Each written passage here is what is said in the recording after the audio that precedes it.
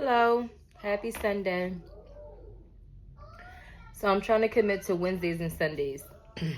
So here we are, Sunday in real time. It's 7 p.m.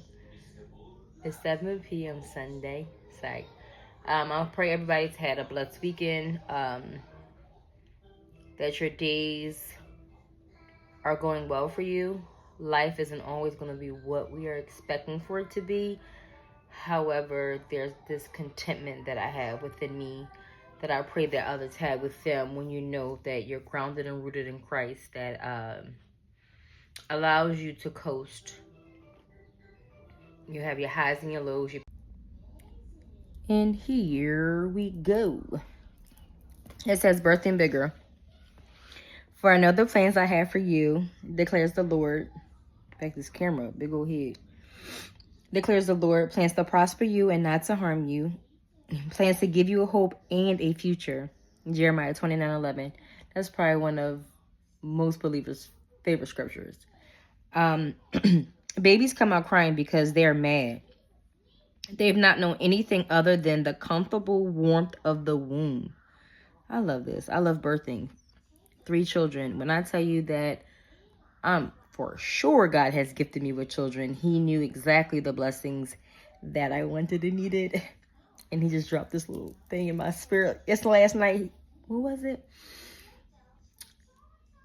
Faith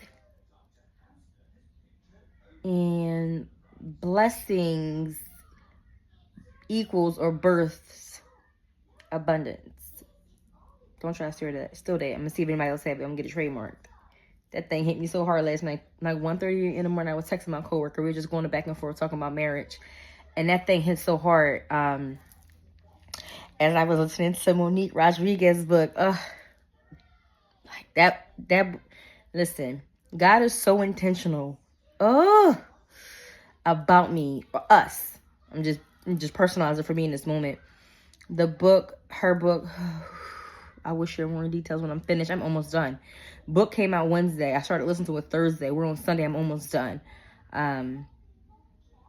Listen, I am an avid reader. I love to read. I love to learn. Excuse me. Even the things that I've always liked to learn, like social studies. Back when I was in school, I love social study. I love English, and I love science.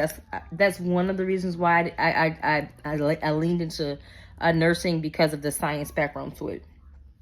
Anyway, I'm getting off track. So it says, the unfamiliar is almost always unwanted, at least initially. You know, like that beginning phase is scary. It's like, ooh, when you're doing something new or big or greater or different. And there is nothing pretty about birthing. Even deliveries without the intense pain aren't pretty. Even deliveries without the intense pain aren't pretty. Beautiful, but not pretty. It's messy. Most things that matter are. But this is how the shift into higher purpose works. We get evicted from here and relocated to there. God won't bless you here with what He has for you there. If He gave you your there blessing, you never move from here. So good. You'd stay. So sometimes the reason God seems like He isn't answering your prayers is that the provision doesn't fit with where you are. God isn't being mean. He is being a parent. You never learn how to walk unless you take forward steps. If you're always carried, or if everything comes to you, then you never find your legs. You never learn what it takes to get up from where you are and where you are to get to where you could and should be. God isn't holding your blessings hostage. He has just put it there, smack in the center of the place He wants to get you to. However, the place in between your here and there is an obscure place of transition. Come on, transition. God is intentionally moving you from the womb to the birth canal. It may be tight, dark, and uncomfortable, but you can't stay in the incubator forever. Embrace the shift. The best is on the other side of birth. What? That's real. 3 cesareans. And I did not like not one of them. I prayed hard. I have like really bad anxiety when it comes to like needles and, not say needles, surgery, so to speak. I can do, as a phlebotomist, I'm okay with blood drawing and needles because I do it and I can receive it. But I didn't care. Yeah, so it says the best is on the other side of birth. And then the question or journal prompt that it asks is, if you were to push through the discomfort of your current season, what do you imagine God might have for you on the other side? So in this season, obedience, patience, family, trust, of course, in God, recommitting my vows within my marriage, becoming one. Sometimes we are married and we're not always as one. I know I'm speaking just for myself. Mom of 3, but I still have a husband. We are equally yoked, but sometimes as a woman, being so independent, so strong, and used to doing a lot by myself, that my husband will say, hey, you moving single in our marriage. So I have to dial it back, sit down, humble myself, ask the Lord, allow me to hear what it is that I need to hear, see what it is, what I need to see, so we can grow. We have to grow. Come on, let's grow. What needs to get done? I'm very big on that. I have to learn. I have to be receptive so I can learn. And if it's my husband, of course. So I'm gonna go into more details about this journal prompt after I post. Then the prayer is, so I'll pray that if you're following along with this, or if you choose to do the journal prompt, that's a good one. I'm just so excited right now because I'm ready to do this work. Lord, help me to believe beyond where I've been and what I've done. Read it again. Lord, help me to believe beyond where I've been, where I've already been, and what I've done. Believe beyond that, beyond becoming a nurse, beyond starting this business and that business, beyond where I came from. Okay, West Philadelphia, now to another neighborhood. Beyond just being a mom of 1, now 2, now 3. 3, come on. 3.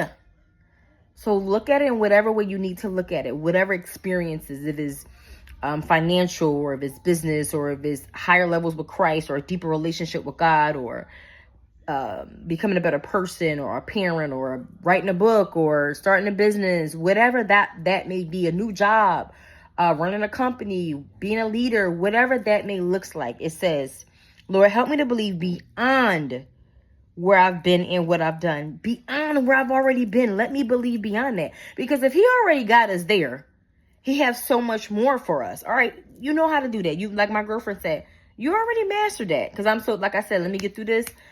I used to not dismiss my feelings, but not sit in it too much. So these seasons, and that's another thing I need to add. Talking to my cousin Ranisha yesterday, and we always have dope conversations. Like, being content, not being anxious, be anxious for nothing. Being content with the season that you're in. How they say the soft girl era, sitting in it. Even if it's just a day or 2 or 30 minutes or 2 hours, versus how I used to be like 2-3 minutes, I got to be over that. We're not doing that. We gotta get to the next thing. But now it's more like, not waddle, but sit in it, process it, break it down. What's the root? What's the stem? Where is it coming from? How can we do better not to make that same decision next time? Either if it's parenting, if it's finances, if it's discipline, if it's routine, whatever it may be, healthy eating, lifestyle, whatever, communicating. Let me get better. Let me process better. Because sometimes you know, but you don't do, right? You know better, but don't always do better. And then I'm built for this journey. Like, this is building our faith, building my faith. This book was so on time. When I tell you that everything is so in alignment, I don't know. Like, God is very intentional about us. And when I received this book from Tamika Jarrow, she gave it to among several of us who had set and attend the conference that she had. And like I said, at one point I sat on one page of it for one whole week. Excuse me, because I couldn't move past it. I just had a sparkling water. I couldn't move past what the one thing was saying. First, I thought it didn't apply to me, and I also had to understand, Samita, The word isn't just for you. Stop harboring it for yourself, for you to learn. You make sure you let somebody else know it. You share the good news or the gospel, so to speak. Because if it brings me joy, or if it helps me or enlighten a situation, then I'm sure it can help the next person. But anyway, every single thing. And it's so funny because it was so good in the beginning, and it's still good. But then I had these little rough patches, even within the book, these trials, these tests that turn into testimonies. And I mean, I'm so grateful for the book. Beyond my other Bible study that I just read, but I love this journal prompt. I try to do it in the morning time, if not the evening, but make sure that I set out some time with God. I would like to show you guys my porch, which is my sanctuary. I have my windows open. It's a vibe. I have my light on now because the sun is starting to go down, and I didn't go get my my ring light because I'm not sure where it's at. Then my to-do list. Can't really share that right now either. But just try to sit here and focus. Trying to discipline myself just to focus on a little task at a time and not trying to get through the whole things, because that causes me to have anxiety. When I try to do so many things, I get overwhelmed, and I try to get it out of my brain, as they call it, like a brain dump, and get it onto a piece of paper because it has to get done, because I'm constantly moving. You know, Sarah's getting ready for a recital, and she has like a very vigorous schedule right now, and then she's always trying to add other stuff.